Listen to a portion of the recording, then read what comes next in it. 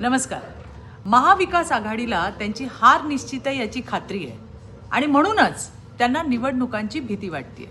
ते घाबरलेत की त्यांचं वोट जिहादचं कार्ड विधानसभा निवडणुकीत फेल गेलं म्हणून जनतेची दिशाभूल करण्याचा त्यांचा आटापिटा चाललाय.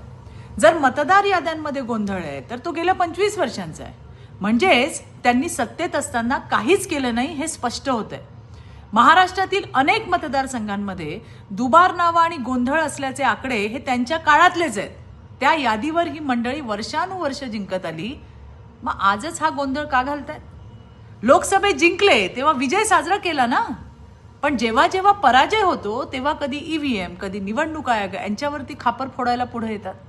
यांना परप्रांतीय हिंदू नकोत, यांना गुजराती, जैन आणि दलित बांधव डोळ्यात खुपतात, पण मुस्लिम वोट जिहादवर मूग गिळून गप्प काय? ते प्रांतवाद करत हिंदूंमध्ये फूट पाडणारे अल्पसंख्याक इतकं प्रिय का? आम्हाला देखील निवडणूक प्रक्रिया नितळ हवी आहे, पण माननीय न्यायालयाचा निर्णय आम्ही डावलणार नाही. आम्ही लढणार. राहिला प्रश्न यादी शुद्धीकरणाचा, तर आमचे बूथ कार्यकर्ते ग्राउंड लेवलवर पण काम करतील. आणि हो, SIR आहेच. महाविकास आघाडीला मतदार यादीचं शुद्धीकरण दुरुस्तीकरण हवं असेल तर SIR ला पाठिंबा आहे हे जाहीर करा. आहे का हिंमत? का फक्त नरेटिव्ह सेट करायचा, जनतेची दिशाभूल करायची, हाच तुमचा उद्देश आहे? धन्यवाद.